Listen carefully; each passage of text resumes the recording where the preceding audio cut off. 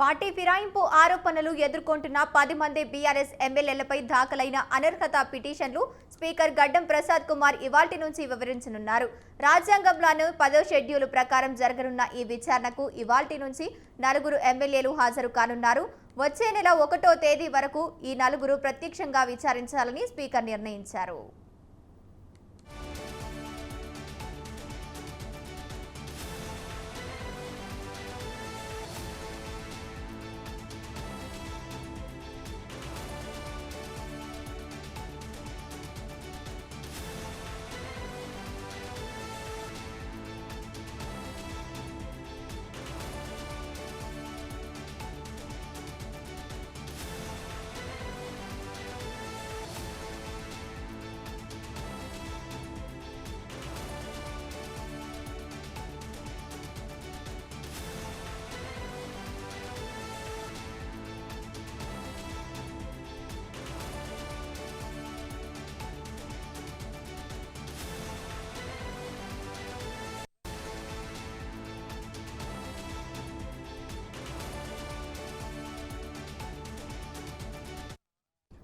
ఒక్కో ఎమ్మెల్యే విచారణ గంట పాటు జరగనుంది. ఎమ్మెల్యే, ఆయన తరపున న్యాయవాది, అనర్హత పిటిషన్ దాఖలు చేసిన ఎమ్మెల్యే, ఆయన తరపున న్యాయవాది సమక్షంలో అసెంబ్లీ స్పీకర్ ట్రిబ్యునల్ ఈ విచారణ నిర్వహిస్తోంది.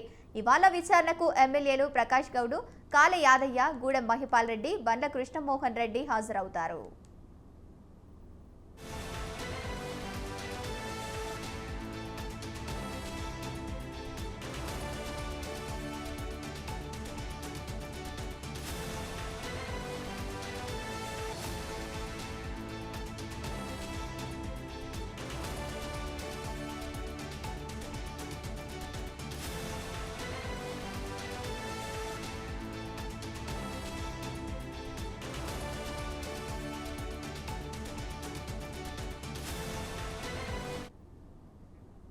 అనర్హత పిటిషన్పై ప్రత్యక్ష విచారణ నేపథ్యంలో అసెంబ్లీ ప్రాంగణంలో కఠిన ఆంక్షలు విధించారు.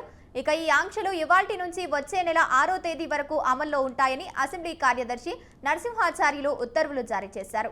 రైట్, ఇదే అంశానికి సంబంధించి పూర్తి సమాచారాన్ని మా కరెస్పాండెంట్ ఉషా ఫోన్ ద్వారా అందిస్తారు. ఉషా, చెప్పండి. గ్రేసీ, తెలంగాణ రాజకీయాల్లో కీలక పరిణామం చోటు చేసుకోబోతోంది. పార్టీ ఫిరాయింపు ఎమ్మెల్యేలకు స్పీకర్ గడ్డం ప్రసాద్ తాజాగా నోటీసులు అందజేశారు.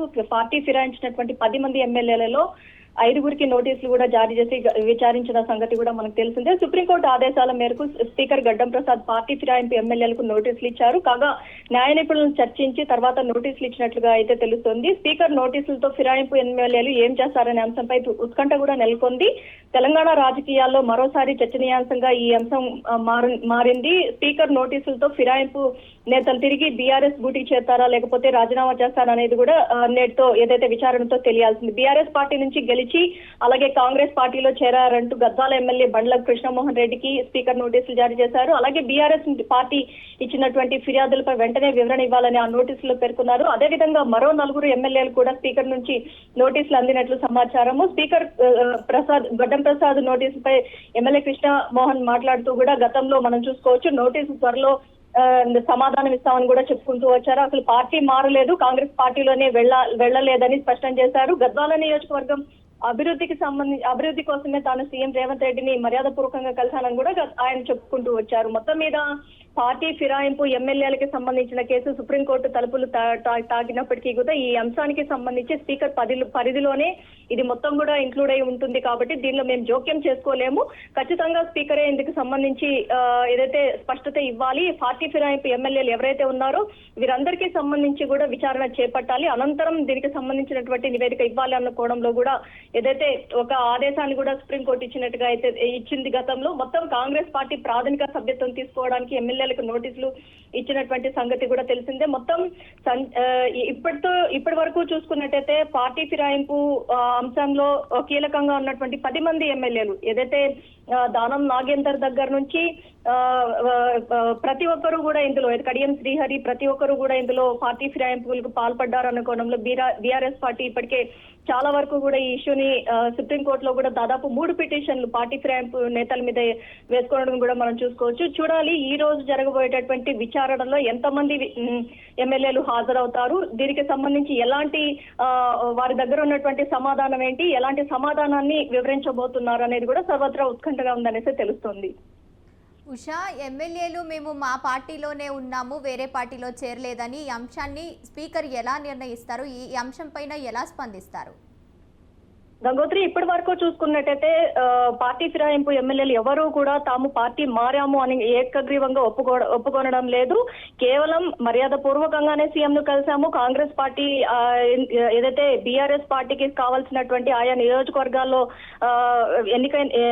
విన్ అయినటువంటి ఎమ్మెల్యేలు ఎవరైతే ఉన్నారో వారు మర్యాద పూర్వకంగానే కాంగ్రెస్ పార్టీ నేతలను కలిసామన్న కోణంలోని వారు ఇప్పటి వరకు కూడా చెప్పుకుంటూ వచ్చారు. కానీ బీఆర్ఎస్ పార్టీ దీన్ని స్పష్టంగా ఏదైతే పార్టీ ఫిరాయింపులు ఖచ్చితంగా జరిగాయి, ఇందులో ఖచ్చితంగా చర్యలు తీసుకోవాల్సిందే, ఈ 10 మంది ఎమ్మెల్యేలు ఎవరున్నారో వీరందరి మీద కూడా చర్యలు తీసుకోవాల్సిందే అన్న కోణంలో కూడా ఇప్పటికే దాసోజు శ్రవణ్ గాని ప్రతి ఒక్కరు కూడా దీన్ని చాలా ఏదైతే తీవ్రంగా ఖండిస్తున్నారు. పార్టీ ఫిరాయింపు ఎమ్మెల్యేలు ఎవరు కూడా ఈ రోజు ఏదైతే ఈ విచారణకి ఖచ్చితంగా హాజరవ్వాలి, నోటీసులో భాగంగా ఎంతమందికి నోటీసులు ఇచ్చారు, ఎవరెవరు హాజరవబోతున్నారు, వారు ఎలాంటి వివరణ ఇవ్వబోతున్నారు అనేది కూడా అటు బీఆర్ఎస్ పార్టీ కావచ్చు, ఇటు కాంగ్రెస్ పార్టీ కావచ్చు సర్వత్రా ఆసక్తిగా ఎదురు చూస్తుంది. ఎలా స్పందిస్తుంది అలాగే స్పీకర్ వేసినటువంటి విచారణలో భాగంగా ఎంతమంది నేతలు ఈ రోజు ఏదైతే నోటీసులో భాగంగా వచ్చి హాజరయ్యే అవకాశం ఉంటుంది, లేదా దసరా సెలవు దినాల కారణంగా వచ్చి విచారణకు సహకరిస్తారా లేకపోతే లేదా అన్న కోణంలో కూడా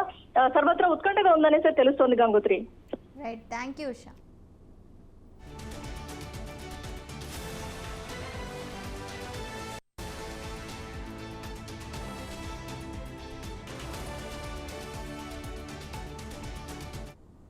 ముందస్తు అనుమతి లేకుండా అసెంబ్లీ ప్రాంగణంలోకి సందర్శకులకు అనుమతి ఉండదు.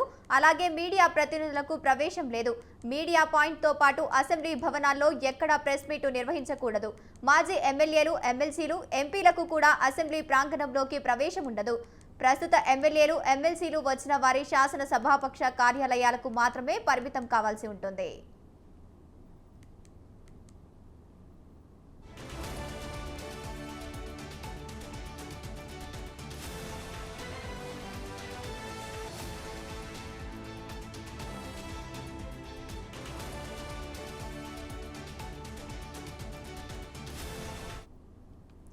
విచారణ జరిగే హాలులోకి పిటిషనర్లు, వారి న్యాయవాదులు, విచారణ ఎదుర్కొంటున్న ఎమ్మెల్యేలు, వారి న్యాయవాదులెవరూ మొబైల్ ఫోన్లను తీసుకురాకూడదు.